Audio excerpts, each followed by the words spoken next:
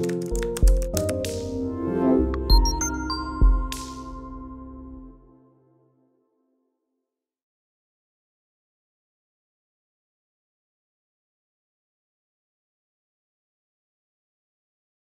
Friends, आपका बहुत बहुत स्वागत है किसले कॉमर्स क्लासेस पे।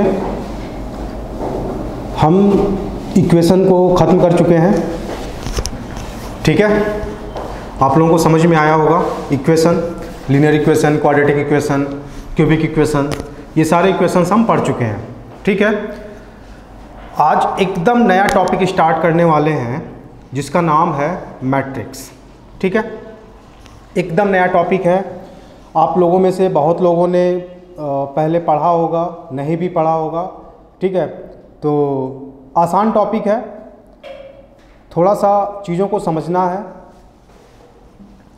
बाकी यहाँ से जो क्वेश्चंस अभी नया नया इंट्रोड्यूस हुआ है आपके सिलेबस में, पहले ये नहीं हुआ करता था, ठीक है। तो स्टार्ट करते हैं मैट्रिक्स। इसको समझेंगे, हर एक पॉइंट को समझेंगे, इसके टाइप्स को देखेंगे, ठीक है। कहाँ कहाँ इसका यूज होता है, कैसे प्रॉब्लम्स में हम मैट्रिक्स का यूज करके क्वेश्चन को सॉल्व करते हैं, ये सब सारी चीज़ें हम देखेंगे, ठीक है। तो चलिए स्टार्ट करते हैं मैट्रिक्स। एकदम ध्यान से समझना है आपको, बहुत ही मज़ा आने वाला है, कोई बहुत टफ नहीं है। बस स्टार्टिंग से ध्यान से कंसंट्रेट होकर चीज़ों को समझते चलेंगे तो आगे आपको बिल्कुल दिक्कत नहीं होने वाली है। आपके एग्जाम में 2 या 3 क्वेश्चन मैट्रिक्स के मिलेंगे ही मिलेंगे, ठीक है। मैट्रिक्स है और मैट्रिक्स से ही जुड़ा हुआ है डिटर्मिनेंट, दोनों ही आपके सिलेबस में है, ठीक है। डिटर्मिनेंट का यूज करते हैं इक्वेशंस को सॉल्व करने में। ये सब चीज़ें हम आगे पढ़ेंगे। स्टार्ट करते हैं मैट्रिक्स। सबसे पहले बात करते हैं मैट्रिक्स। मैट्रिक्स होता क्या है? मैट्रिक्स होता क्या है, ठीक है। मैट्रिक्स होता क्या है? कभी नाम सुना है आप लोगों ने मैट्रिक्स का? कभी? मूवी की बात नहीं कर रहा हूँ, ठीक है, वो मूवी दूसरी चीज़ है। यहाँ पे मैथमेटिक्स में मैट्रिक्स दूसरी चीज़ है, ठीक है। तो मैट्रिक्स होता क्या है? बेसिकली मैट्रिक्स क्या होता है? एक अरेंजमेंट होता है। किसका? नंबर्स का। कहाँ पर? ब्रैकेट्स में। वही क्या होता है? मैट्रिक्स होता है। एक बार फिर से सिंपल सा डिफिनीशन है, an arrangement of the numbers in the brackets is called matrices. बात आ रही समझ में? मैट्रिक्स क्या होता है? एक अरेंजमेंट होता है। आप पूछोगे किसका? मैं कहूँगा नंबर्स का। आप कहोगे अरेंजमेंट होता कहाँ है? मैं कहूँगा ब्रैकेट्स में। आई बात समझ में? ये है मैट्रिक्स, ठीक। तो मैं लिख दूँ मैट्रिक्स होता क्या है? An arrangement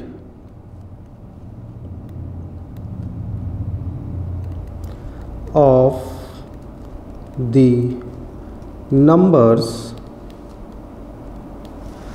in the brackets is called matrices, ठीक है। क्या होता है? अरेंजमेंट होता है। किसका? नंबर्स का। कहाँ पर? ब्रैकेट्स में।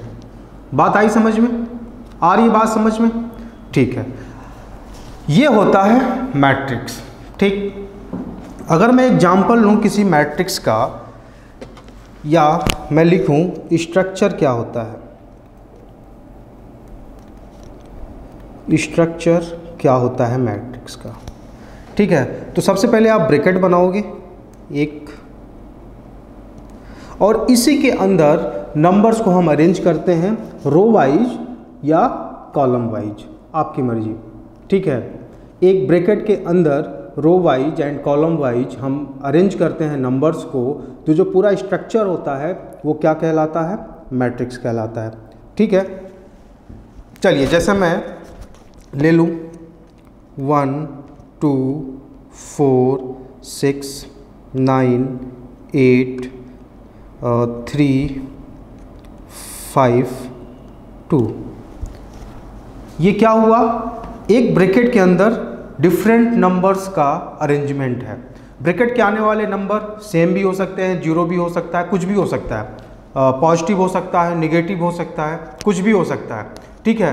तो बस एक अरेंजमेंट ब्रैकेट के अंदर, एक अरेंजमेंट किसका, नंबर्स का क्या कहलाएगा, मैट्रिक्स कहलाएगा, ठीक है। अच्छा, जब आप अरेंजमेंट करते हो, नंबर्स का अरेंजमेंट करते हो मैट्रिक्स के अंदर या ब्रैकेट के अंदर, तो वहाँ पर दो चीज़ें होती हैं। क्या होता है, नंबर ऑफ कॉलम्स होते हैं और नंबर ऑफ रोज होते हैं। क्या क्या होते हैं, नंबर ऑफ कॉलम्स होते हैं और नंबर ऑफ रोज होते हैं, ठीक है। जो क्या डिसाइड करते हैं, जो ये डिसाइड करते हैं कि किसी भी मैट्रिक्स का ऑर्डर क्या होगा।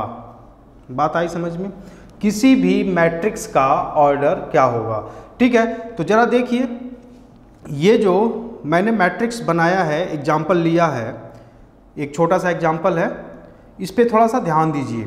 मैं बात करूं आपसे, पूछूं कि इस मैट्रिक्स में कॉलम्स कितने हैं और इस मैट्रिक्स में रोज कितने हैं, ठीक है। तो आप कैसे काउंट करोगे। अगर मैं बात करूं रो का, तो ध्यान दीजिएगा, फर्स्ट रो, सेकेंड रो और ये है थर्ड रो। तो रो कितने हो गए, 3।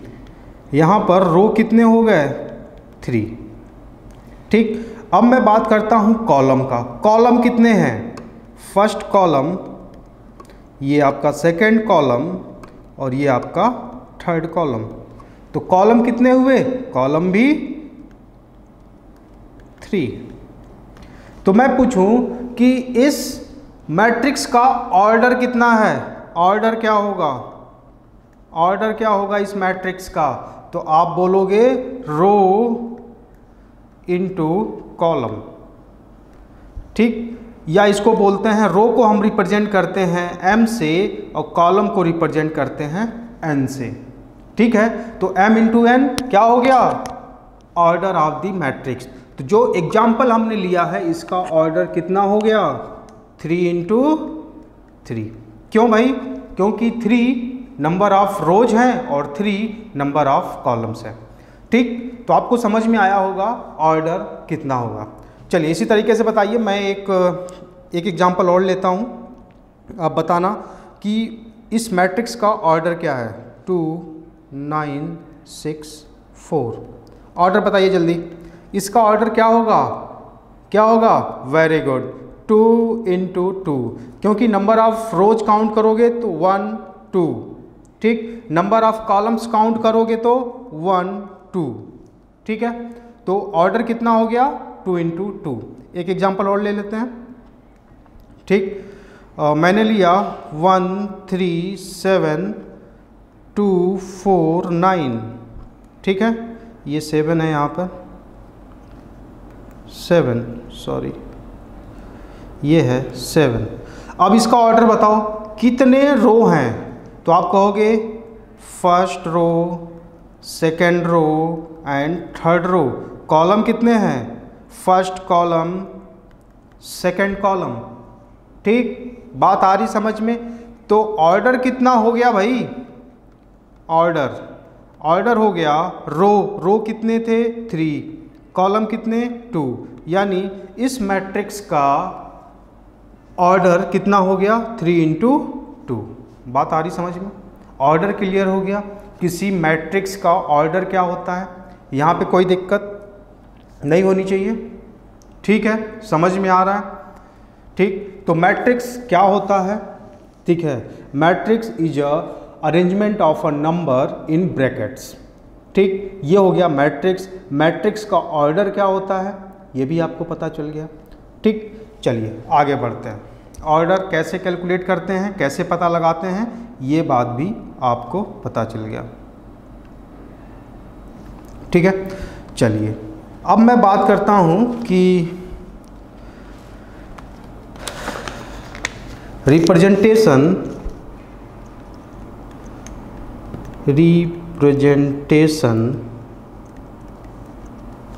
Of elements of a matrix, ठीक है। मैट्रिक्स के अंदर के एलिमेंट का रिप्रेजेंटेशन कैसे करते हैं, ठीक। तो एक बात मैं आपको बताऊं कि मैट्रिक्स के अंदर या ब्रैकेट के अंदर जो भी नंबर दिखते हैं आपको, वो नंबर सारे के सारे क्या होते हैं, एलिमेंट होते हैं। किसके, मैट्रिक्स के, ठीक है। तो उनको लिखने का या उनको स्पेसिफाई करने का एक मतलब उनको डिनोट करने का एक तरीका है। वो तरीका देखते हैं क्या है। मान लेते हैं कोई मैट्रिक्स है ए, मैट्रिक्स को डिनोट ऐसे किया जाता है ब्रैकेट के अंदर। कोई मैट्रिक्स है ए, ठीक। तो उसके नंबर्स को कैसे रिप्रेजेंट करते हैं, उसके नंबर को हम रिप्रेजेंट करते हैं या उसके एलिमेंट को हम रिप्रेजेंट करते हैं उसके रिस्पेक्टिव रो एंड कॉलम से। आई बात समझ में। कैसे रिप्रेजेंट करते हो किसी एलिमेंट को, उस एलिमेंट के respective number of rose and number of column से। मतलब कि वो एलिमेंट किस रो और किस कॉलम में एग्जिस्ट करता है, वही उसका रिप्रेजेंटेशन होगा। जैसे अगर मैं बात करूं फर्स्ट रो फर्स्ट कॉलम, तो फर्स्ट रो फर्स्ट कॉलम पहला एलिमेंट, दूसरा फर्स्ट रो सेकंड कॉलम, तीसरा फर्स्ट रो थर्ड कॉलम, ऐसे ही आप आगे बढ़ा सकते हो, ठीक। दूसरे रो की मैं बात करूं तो सेकंड रो फर्स्ट कॉलम, दूसरा second row second column, second row third column, ऐसे आप आगे बढ़ा सकते हो। तीसरा third row first column, third row second column, third row third column, और ऐसे ही आप आगे बढ़ सकते हो, ठीक है। आप नीचे भी बढ़ सकते हैं। तो ये होता है रिप्रेजेंटेशन किसका, मैट्रिक्स के एलिमेंट्स का। बात समझ में आ रही है। अभी तक मैट्रिक्स में हमने देखा कि मैट्रिक्स होता क्या है, मैट्रिक्स का ऑर्डर क्या होता है, और मैट्रिक्स के एलिमेंट का रिप्रेजेंटेशन कैसे होता है, ठीक है। जैसे एक छोटा सा मैं एग्जांपल लूँ, एक छोटा सा एग्जांपल यहाँ लेता हूँ मैं, थोड़ा ध्यान दीजिए आप।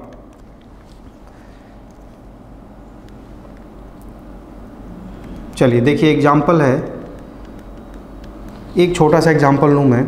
एक मैट्रिक्स लेता हूँ 1 3 5 6 7 4 3 6 9, ठीक है। एक मैट्रिक्स है। मैं पूछूं A23 कौन सा एलिमेंट होगा, A23 कौन सा एलिमेंट होगा। तो A23 का मतलब क्या हो गया, सबसे पहले कॉलम रो आएगा फिर कॉलम आएगा। मतलब कि वो एलिमेंट बताना है जो सेकंड रो थर्ड कॉलम में हो। कहाँ हो, सेकंड रो में हो और थर्ड कॉलम में हो। तो ज़रा देखो कि सेकंड रो कौन सी है, तो आप कहोगे सेकंड रो ये वाली है, ये सेकंड रो है। थर्ड कॉलम कौन सा है, तो आप कहोगे थर्ड कॉलम ये है। तो कौन सा नंबर हुआ, सेकंड रो थर्ड कॉलम, यानी वो नंबर क्या है, 4 है। तो A23 4 हो जाएगा। बात आ रही समझ में, A23 4 हो गया। इसी तरीके से मैं पूछूं A31 क्या होगा। A31 का मतलब क्या हो गया, थर्ड रो फर्स्ट कॉलम। बात आ रही समझ में, थर्ड रो फर्स्ट कॉलम। तो जरा देखो थर्ड रो कौन सा है, थर्ड रो सबसे नीचे है, ठीक है। और फर्स्ट कॉलम ये वाला, यानी वो नंबर कौन सा होगा, 3 होगा। समझ पा रहे होंगे आप लोग। आसान है, बहुत आसान है, मज़ा आ रहा होगा आपको, ठीक है। कोई बहुत मुश्किल भरा काम नहीं है ये कि एलिमेंट्स को कैसे पहचाने। इसी तरीके से मैं अगर आपसे पूछूं A32 क्या होगा, A32 क्या होगा, मतलब कि थर्ड रो का second column, third row second column, third row सबसे नीचे वाला, सेकंड कॉलम थर्ड रो यानी ये सबसे नीचे, सेकंड कॉलम ये यानी कौन सा नंबर, 6, यानी 832 कौन सा नंबर होगा, 6 होगा। 832 पे कौन सा एलिमेंट है, 6 है, ठीक। तो आप एलिमेंट्स को पहचान सकते हो अभी। ठीक, कैसे पहचानेंगे? उसके रिस्पेक्टिव रोज और कॉलम से। बात आ रही समझ में?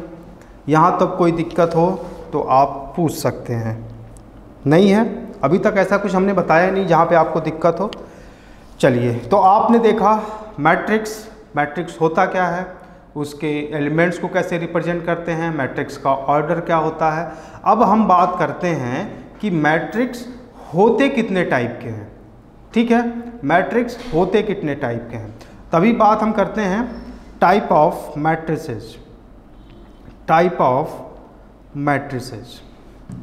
ठीक, चलिए, टाइप ऑफ मैट्रिसेस। टाइप, प्रकार, कितने तरह के मैट्रिसेस होते हैं। तो इसमें जो सबसे पहला और सबसे सिंपल टाइप है वो है रो मैट्रिक्स। नाम से ही समझ में आ रहा है। रो मैट्रिक्स मतलब कि उस मैट्रिक्स में केवल रो है, कॉलम तो है ही नहीं है। ठीक है, केवल रो है, कॉलम नहीं है। एग्जाम्पल में आप स्ट्रक्चर इसका समझ लीजिए, जैसे A11, A12, A13, A14, मान लो यही। ठीक है, क्या है यहाँ पर? केवल रो दिख रहा है आपको। ठीक है, केवल रो दिख रहा है, कॉलम है क्या यहाँ पर? नहीं है। ठीक, तो कितने, अच्छा आप लोगों को लग सकता है कि 1 कॉलम, 2 कॉलम, 3 कॉलम, 4 कॉलम। ठीक है, ऐसा नहीं है, कॉलम बनना चाहिए। ठीक, तो रो मैट्रिक्स क्या होता है? जिसमें केवल और केवल क्या होगा?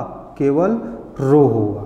ठीक, दूसरा टाइप है, ये सब एग्जाम में पूछ सकता है सीधे। क्या करेगा, क्वेश्चन कैसे पूछेगा आपसे कि क्वेश्चन दे देगा which of the following is a row matrix. Option में 3 या 4 आपको मैट्रिक्स दे देगा, उसमें से आपको आइडेंटिफाई करना होगा कि रो मैट्रिक्स कौन सा है, कौन सा ऑप्शन जो है वो रो मैट्रिक्स का है। बात आ रही समझ में? आसान है। ठीक, चलिए आगे बढ़ते हैं। रो मैट्रिक्स हो गया। इसके बाद हम देखते हैं अगला जो टाइप है वो है कॉलम मैट्रिक्स। ठीक, तो जैसे रो में केवल रो था वैसे कॉलम में क्या होगा? केवल और केवल कॉलम होगा। एग्जाम्पल ले लें हम, तो A11, A21, A31, A41। ठीक, ये क्या हो गया? ये हो गया कॉलम मैट्रिक्स। बात आ रही समझ में? यहाँ तक कोई दिक्कत नहीं है? चलिए, अच्छी बात है। तो ये हो गया आपका कॉलम मैट्रिक्स। अब मैं बात करता हूँ अगले टाइप का, जिसको हम बोलते हैं क्या? नल। थर्ड टाइप है, आसान है, नल और वॉइड मैट्रिक्स।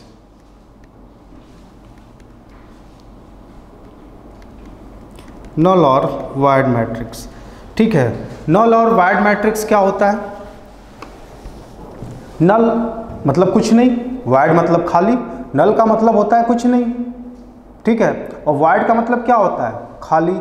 सिंपल सा, आप नाम से ही पता कर पा रहे होंगे कि ऐसा मैट्रिक्स जिसमें कुछ नहीं हो, मतलब एक ऐसा मैट्रिक्स जिसके सारे के सारे एलिमेंट क्या हो? 0 हो। बात आ रही समझ में? एक ऐसा मैट्रिक्स जिसके सारे एलिमेंट 0 हो, वो कैसा मैट्रिक्स होगा? नल मैट्रिक्स होगा या वॉइड मैट्रिक्स होगा। बात आ रही समझ में? बहुत अच्छे। तो एग्जांपल ले लें हम एक कोई, जिसके सारे एलिमेंट क्या होंगे? 0 होंगे। ठीक, तो ये कैसा मैट्रिक्स है?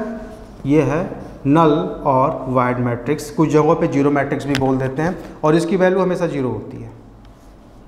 ठीक है, अगला टाइप देखें, चौथा टाइप है, रेक्टेंगुलर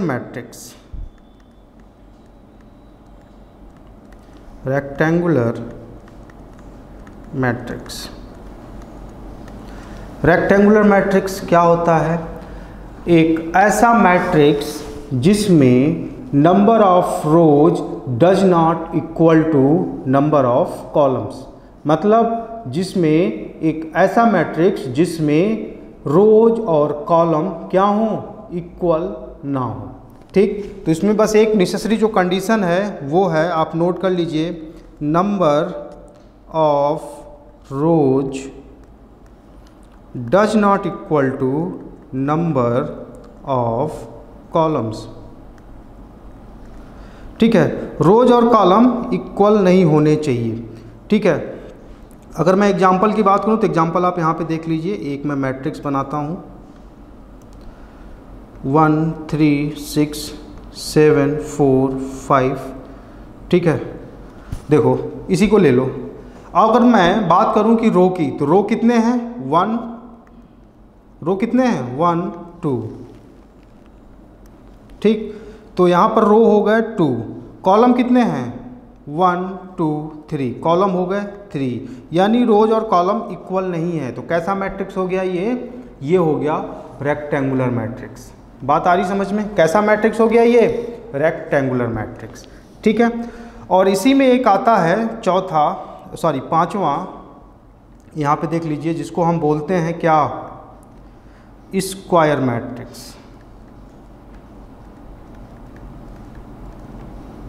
स्क्वायर मैट्रिक्स जैसे रेक्टेंगुलर मैट्रिक्स कब होता था? जब रोज और कॉलम इक्वल नहीं होते थे। तो इसका उल्टा स्क्वायर मैट्रिक्स, जब रोज एंड कॉलम क्या होंगे? इक्वल होंगे। जब रोज एंड कॉलम एक दूसरे के इक्वल होंगे तो कौन सा मैट्रिक्स बनेगा? Square matrix. तो इसकी नेसेसरी कंडीशन है, उसको लिख लीजिए, number of rows is equal to number of columns. ठीक है, एग्जाम्पल मैं लूँ अगर 1 2 4 3 6 7 3 2 या 5 8। ठीक है, यहाँ पे देखो रो कितने हैं? 1 2 3 रोज है, कॉलम कितने हैं? 1 2 3, यानी 3 equal to 3, number of rows equal to number of columns. ठीक है, ठीक, स्क्वायर मैट्रिक्स ही सबसे ज़्यादा इम्पॉर्टेंट है आपके लिए। आगे हम जो कुछ भी पढ़ेंगे, जितने भी ऑपरेशन सीखेंगे, सब कहाँ से सीखेंगे? स्क्वायर मैट्रिक्स से सीखेंगे। ठीक है, तो रेक्टेंगुलर मैट्रिक्स देख लिया, स्क्वायर मैट्रिक्स देख लिया। अब हम देखेंगे स्क्वायर मैट्रिक्स के type of square matrix. Square matrix कितने तरीके के होते हैं? ठीक है, स्क्वायर मैट्रिक्स आपको समझ में आ गया। स्क्वायर मैट्रिक्स क्या होता है? जब number of rose and number of columns क्या होते हैं? एक दूसरे के इक्वल होते हैं। बात आ रही समझ में? आगे चलें, बहुत अच्छे। अगला, अब हम देखेंगे types of square matrix. Types of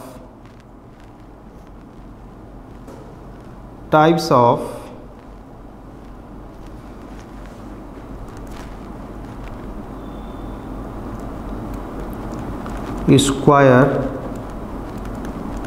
matrix. Types of square matrix, इसमें सबसे पहला जो टाइप है, सबसे पहला वो होता है डायगोनल मैट्रिक्स। क्या होता है? सबसे पहला टाइप है डायगोनल मैट्रिक्स।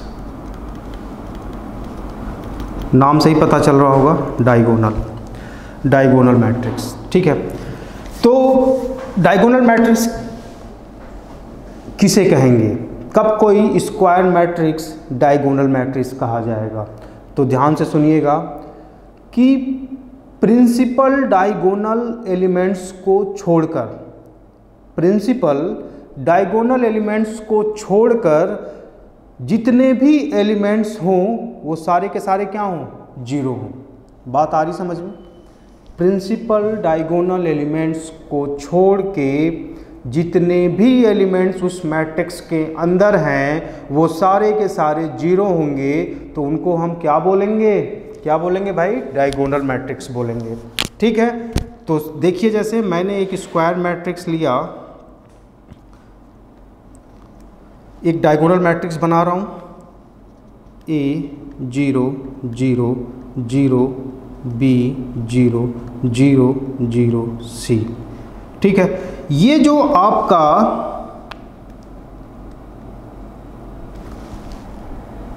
इसको बोलते हैं हम डायगोनल मैट्रिक्स, ठीक है। ये है आपका डायगोनल एलिमेंट्स।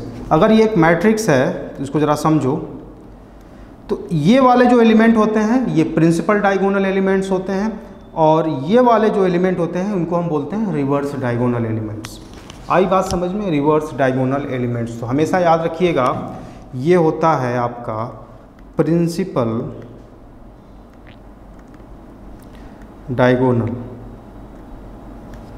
ठीक, ये होता है आपका प्रिंसिपल डायगोनल।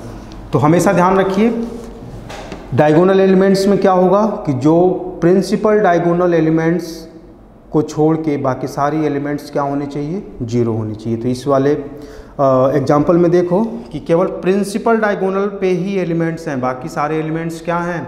बाकी सारे एलिमेंट्स जीरो हैं। बात आ रही समझ में?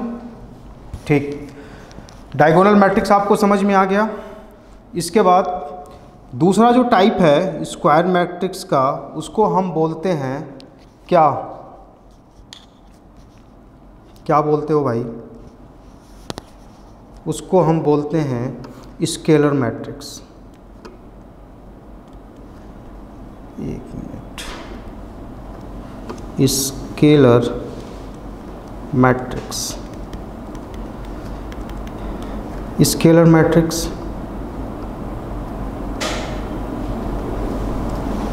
स्केलर मैट्रिक्स क्या होंगे समझिए। स्केलर मैट्रिक्स क्या होता है?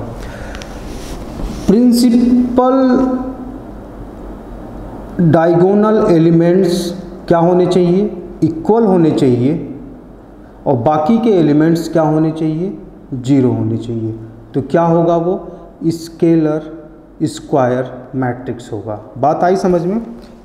आप इसको ऐसे सुन लीजिए कि all non principal diagonal elements are zero, all non principal diagonal elements are zero and principal diagonal elements are equal. आई बात समझ में? तो स्केलर मैट्रिक्स का मैं कोई एग्जांपल लूँ अगर स्केलर मैट्रिक्स का, तो देखो 5 0 0 0 5 0 0 0 5। बात आई समझ में? तो आप देखो कि जो यहाँ पे प्रिंसिपल डायगोनल मैट्रिक्स है, प्रिंसिपल डायगोनल एलिमेंट्स कौन कौन से हैं? 5 5 5, आपस में इक्वल भी हैं, बाकी सारे एलिमेंट्स क्या हैं? जीरो हैं। तो क्या हो गया? ये स्केलर मैट्रिक्स हो गया। बात आ रही समझ में? बात आ रही है? ये हो गया स्केलर मैट्रिक्स। इसी तरीके से तीसरा आता है, तीसरा आइडेंटिटी मैट्रिक्स। आइडेंटिटी मैट्रिक्स, इसको एक और नाम से जानते हैं, एक और नाम है इसका यूनिट मैट्रिक्स। यूनिट मैट्रिक्स, ठीक। यूनिट मैट्रिक्स क्या होता है?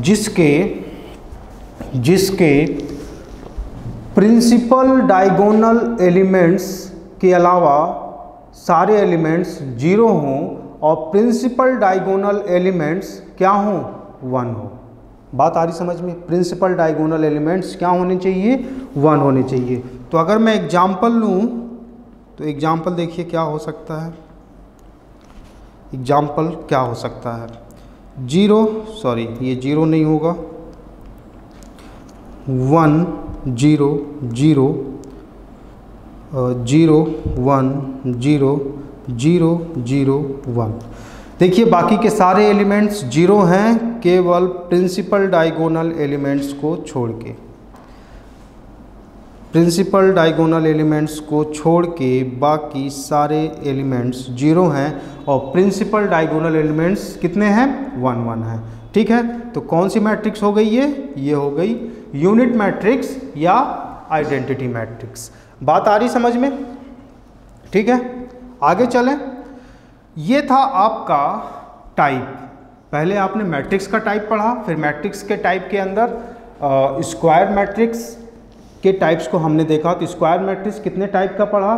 डायगोनल मैट्रिक्स, स्केलर मैट्रिक्स और आइडेंटिटी मैट्रिक्स। ठीक है, डायगोनल मैट्रिक्स क्या होता है? केवल principal diagonal elements non zero होते हैं, बाकी सारे एलिमेंट्स जीरो होते हैं। ठीक है, इसी तरीके से आपने स्केलर मैट्रिक्स पढ़ा। तो स्केलर मैट्रिक्स में भी क्या होता है कि जो नॉन प्रिंसिपल डायगोनल एलिमेंट्स होने चाहिए वो जीरो होने चाहिए और प्रिंसिपल डायगोनल एलिमेंट्स इक्वल होने चाहिए। ठीक है, इसी तरीके से हमने पढ़ा आइडेंटिटी मैट्रिक्स या यूनिट मैट्रिक्स। ये क्या होता है कि जो नॉन प्रिंसिपल डायगोनल एलिमेंट्स हैं वो जीरो होने चाहिए और प्रिंसिपल डायगोनल एलिमेंट्स क्या होने चाहिए? 1 होना चाहिए। ठीक, बात आई समझ में? आगे बढ़ें। यहाँ तक कोई दिक्कत? यहाँ तक कोई दिक्कत नहीं, तो आगे चलते हैं। अब हम देखते हैं कि ऑपरेशंस क्या क्या होता है किसी मैट्रिक्स के अंदर।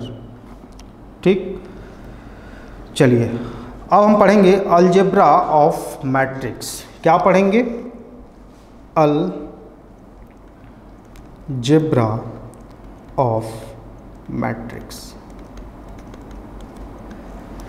अलजेब्रा ऑफ मैट्रिक्स का मतलब क्या हो गया? कैसे हम सम करते हैं मैट्रिक्स को, कैसे हम उनका सब्ट्रैक्ट करते हैं। ठीक है, यही सब सारी चीज़ें हमको पढ़ना है अलजेब्रा ऑफ मैट्रिक्स के अंदर। तो सबसे पहला पॉइंट है इसमें, सबसे पहला पॉइंट कि कब दो मैट्रिक्स इक्वल होंगे। कब दो मैट्रिक्स इक्वल होंगे? जैसे मैं मान लूँ एक मैट्रिक्स है A B C D, ठीक है, और एक दूसरा मैट्रिक्स मैंने ले लिया P Q R S, और ये दोनों मैट्रिक्स आपस में इक्वल कब होंगे? मैंने मान लिया दोनों इक्वल हैं। तो इक्वल मैट्रिक्स तभी होता है जब उसका ऑर्डर सेम हो। दोनों का ऑर्डर सेम होना चाहिए और रिस्पेक्टिव एलिमेंट्स एक दूसरे के इक्वल होना चाहिए। तो अगर मैं इन दोनों मैट्रिक्स को बताऊं कि ये दोनों मैट्रिक्स इक्वल है तो आप क्या कह सकते हो? देखो पहले ऑर्डर देखो, ये भी 2 × 2 का है, ये भी 2 × 2 का है, तो ऑर्डर सेम है दोनों का। ठीक, अब रिस्पेक्टिव एलिमेंट्स एक दूसरे के बराबर होंगे, मतलब A इक्वल टू किसके होगा? P के, B इक्वल टू किसके होगा? Q के, C इक्वल टू किसके होगा? R के, और D इक्वल टू किसके होगा? S के। ये होता है इक्वलिटी ऑफ मैट्रिसेस। ठीक है, कैसे आप कंपेयर करोगे?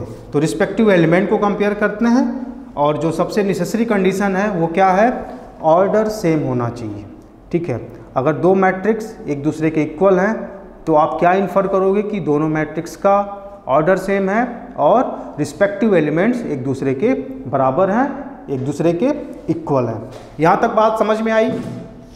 कोई दिक्कत यहाँ तक? नहीं। ठीक है, अब देखो अभी तक जो भी चल रहा है ना, आप मैट्रिक्स के बारे में जानने की कोशिश कर रहे हैं हम कि मैट्रिक्स होता क्या है, कैसे उसको हम मतलब उसके टाइप्स क्या हैं, क्यों हम मैट्रिक्स पढ़ते हैं, उनका यूज क्या है, वो आने वाले कुछ समय में आपको पता चलेगा, या इस लेक्चर में या आने वाले कुछ क्लासेस में। ठीक है, बहुत ही इम्पॉर्टेंट है मैट्रिक्स को, बहुत बड़े बड़े कैलकुलेशन में यूज होता है मैट्रिक्स। ठीक है, साथ ही साथ इसके जो काउंटर पार्ट है डिटर्मिनेंट, तो मैट्रिक्स और डिटर्मिनेंट का बहुत बड़े बड़े कैलकुलेशंस में यूज किया जाता है। ठीक है, तो अलजेब्रा ऑफ मैट्रिक्स में सबसे पहले आपने देखा इक्वलिटी ऑफ मैट्रिक्स। कब दो मैट्रिक्स एक दूसरे के क्या होंगे? इक्वल होंगे। यहाँ पे लिख लीजिए equality of matrix, equality of matrices, पहला पॉइंट। ठीक है, इस पर बेस्ड कभी कभी क्वेश्चन भी आ जाता है। ठीक है, जैसे बहुत नॉर्मल सा क्वेश्चन आ जाएगा, एक एग्जांपल लेते हैं। जैसे क्वेश्चन आ गया, इफ़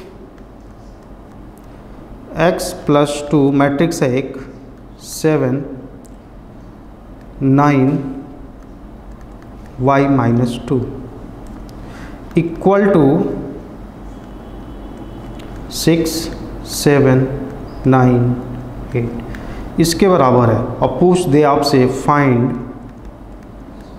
x एंड y, ठीक है, कुछ नहीं, इक्वलिटी है, बहुत आसान क्वेश्चन है। रिस्पेक्टिव एलिमेंट्स क्या होंगे, एक दूसरे के इक्वल होंगे। तो ज़रा देखो x प्लस 2 किसके इक्वल हो जाएगा, x प्लस 2 रिस्पेक्टिव एलिमेंट 6 के बराबर हो जाएगा, और यहाँ पे y माइनस 2 रिस्पेक्टिव एलिमेंट 8 के बराबर हो जाएगा, ठीक है। तो यहाँ से x की वैल्यू कितनी निकल के आ जाएगी, 6 प्लस 2 यानी 6 माइनस 2 4, और y की वैल्यू निकल के कितनी आ जाएगी, 8 प्लस 2 यानी 10। वैसे क्वेश्चन भी पूछ लेता है सिंपली, आप यूज कर सकते हो, आप सॉल्व कर सकते हो, ठीक है। बात समझ में आया। रिस्पेक्टिव एलिमेंट को बस आपको क्या करना है, एक दूसरे के इक्वल बनाना है। यहाँ पे आसानी से सॉल्व हो गया। कभी कभी आपको लीनियर इक्वेशन, साइमल्टेनियस इक्वेशन बनेगा, साइमल्टेनियस इक्वेशन भी आपको सॉल्व करना पता है, उसका भी यूज करके आप इसको सॉल्व कर सकते हैं, ठीक है। कोई दिक्कत यहाँ तक नहीं, आगे चलें, ठीक है। तो ये था सबसे पहला पॉइंट हमने पढ़ा, क्या, अलजेब्रा ऑफ मैट्रिक्स में इक्वलिटी ऑफ मैट्रिक्स। इसके बाद नेक्स्ट पॉइंट जो है addition and subtraction, addition and subtraction of matrices. दूसरा addition and subtraction of matrices. कैसे आप ऐड करेंगे दो मैट्रिक्स को, कैसे सब्ट्रैक्ट करेंगे, इसको ज़रा समझिए, ठीक है, थोड़ा सा ध्यान दीजिए। चलिए, addition and subtraction of matrix. तो सबसे पहले हम एडिशन की बात करें।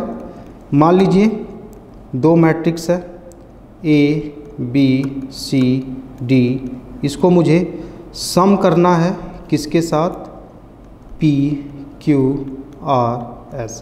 हमेशा ध्यान रखेंगे जब भी दो मैट्रिक्स का हम सम करेंगे तो उनका ऑर्डर सेम होना चाहिए, ऑर्डर सेम होना चाहिए, ठीक है, तभी हम सम कर पाएंगे या सब्ट्रैक्ट कर पाएंगे, अदरवाइज सम, एडिशन या सब्ट्रैक्शन पॉसिबल नहीं होगा। बात समझ में आ रही है। चलो, इसमें जब हम एडिशन करते हैं तो रिस्पेक्टिव एलिमेंट्स आपस में जुड़ जाएंगे, रिस्पेक्टिव एलिमेंट्स आपस में जुड़ जाएंगे। जैसे क्या हो जाएगा यहाँ पर, A प्लस P, यहाँ पर क्या हो जाएगा, B प्लस Q, यहाँ पे क्या हो जाएगा, C प्लस R, यहाँ पे क्या हो जाएगा, D प्लस S, ठीक है। ये क्या हो गया, एडिशन हो गया। इसी तरीके से अगर हमको सब्ट्रैक्शन करना हो तो क्या करेंगे, जैसे एडिशन किया वैसे सब्ट्रैक्शन हो जाएगा, ठीक। रिस्पेक्टिव एलिमेंट्स आपस में माइनस हो जाएंगे। तो अगर हमको इस मैट्रिक्स में से इस मैट्रिक्स को माइनस करना है तो क्या आएगा, A minus P, B minus Q, C minus R और D माइनस S, ठीक है। तो ये था एडिशन एंड सब्ट्रैक्शन, कैसे मैट्रिक्स को हम ऐड करेंगे, कैसे हम मैट्रिक्स को सब्ट्रैक्ट करेंगे। बात आ रही समझ में, ठीक है, कर ले जाओगे मैट्रिक्स को कैसे ऐड करना है, मैट्रिक्स को कैसे सब्ट्रैक्ट करना है। चलो, अगर समझ में आ गया तो एक क्वेश्चन लेते हैं, छोटा सा क्वेश्चन है, देखिए ज़रा कर पाते हैं क्या। 1 2 5 6 7 8 प्लस 2 8 9 1 3 4, ठीक। इसमें से माइनस करना है क्या, 1 6 7 1 6 7 2 6 3, ठीक है। ये मैट्रिक्स है, इसको सॉल्व करना है, ठीक है। एग्जाम में ऐसे क्वेश्चन आ भी जाते हैं कभी कभी। कुछ नहीं करना है, इन दोनों का सम करना है, जो मिलेगा उसको सब्ट्रैक्ट करना है। इन दोनों का सम कीजिए और इसको सब्ट्रैक्ट कर दीजिए। बात आ रही समझ में? चलिए मैट्रिक्स बनाते हैं। तो रिस्पेक्टिव एलिमेंट्स का सम होगा और रिस्पेक्टिव एलिमेंट्स का ही माइनस होगा। तो देखो जरा, देखो 2 + 1 3, 3 - 1 कितना आएगा? 2 आएगा। यहाँ पर 2 आ गया। अब देखो 2 + 8 10, 10 - 6 कितना आएगा? 4 आएगा। इसी तरीके से देखो 5 + 9 कितना? 14, 14 - 7 कितना आएगा? 7 आएगा। क्लियर है? आसान है? मज़ा आ रहा है? ठीक। इसी तरीके से देखो 6 + 1 7, 7 - 2 कितना? 5। Very good.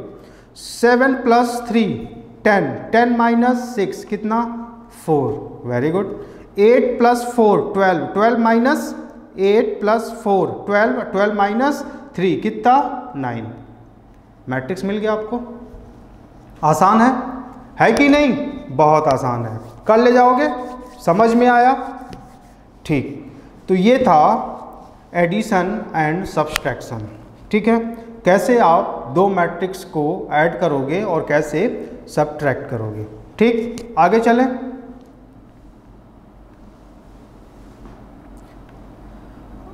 अब आता है इसी में नेक्स्ट थर्ड पॉइंट कह सकते हो आप, scalar multiplication. Scalar multiplication, scalar multiplication. ठीक है, स्केलर मल्टीप्लिकेशन देखिए क्या होता है। नाम से ही पता चल रहा है कि किसी स्केलर क्वांटिटी के साथ मैट्रिक्स का क्या करना है? मल्टीप्लाई करना है। जैसे मान लीजिए कोई मैट्रिक्स है मेरे पास, मैं ले लिया मैट्रिक्स एक A B C D E F। इसमें मेरे को मल्टीप्लाई करना है एक स्केलर क्वांटिटी K का। K का मतलब कोई नंबर। ठीक है, तो क्या मिलेगा मेरे को? ये जो स्केलर क्वांटिटी है K, इसका हर एलिमेंट के साथ मल्टीप्लाई होगा। बात समझ पा रहे हैं आप लोग? इसका मल्टीप्लाई हर एलिमेंट के साथ होगा। तो क्या मिलेगा आपको? रिजल्टेंट मैट्रिक्स क्या मिलेगा? K × A, K × B, K × C, K × D, ठीक है, K × E and K × F। ठीक, ये हो गया आपका स्केलर मल्टीप्लिकेशन। ठीक है, यह है आपका स्केलर मल्टीप्लिकेशन। एग्जाम्पल लें, मान लीजिए कोई एक एग्जाम्पल ले लेते हैं।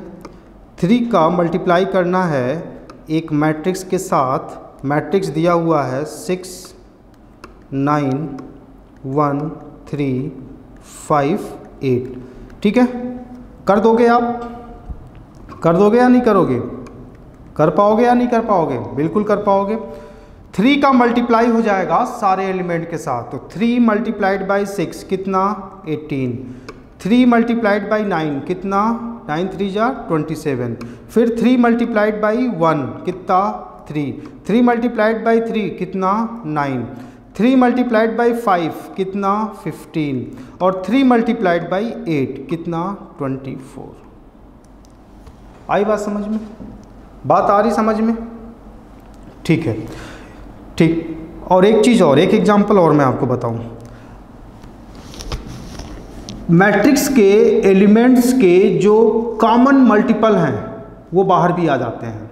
ठीक है, जैसे एक एग्जांपल लूँ मैं, 8 6 12 10। 8 6 12 10। इसको आप क्या लिख सकते हो? 2 × 4 2 × 3, 12 को 2 × 6 और 10 को 2 × 5। अब आप ये देखो 2 जो है सारे एलिमेंट के साथ मल्टीप्लाई में है, तो इस 2 को आप बाहर भी ले सकते हो। ये हो गया 4 3 6 5। यही होता है आपका स्केलर मल्टीप्लिकेशन। बात आ रही समझ में? यही होता है स्केलर मल्टीप्लिकेशन। ठीक है, यहाँ तक कोई दिक्कत नहीं? होनी भी नहीं चाहिए।